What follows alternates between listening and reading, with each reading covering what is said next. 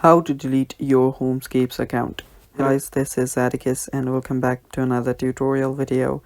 In today's video, I'll teach you guys how you can delete your Homescapes account. So without any further ado, let's dive right into it. So the first step is, of course, download the Homescapes app.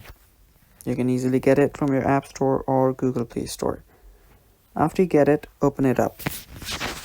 So this is what it should look like. And yeah, now if you want to play it, it's a really fun game. You can spend your time playing it. It's really easy and a good game to pass your time on.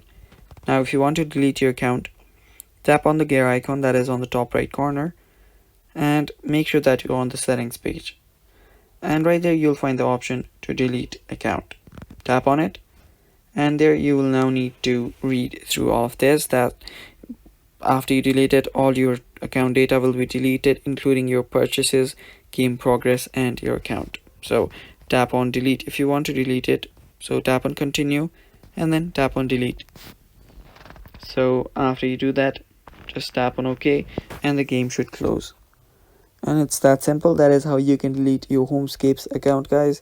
Thanks for watching. That is all for today's video. Stay tuned for more, and bye bye.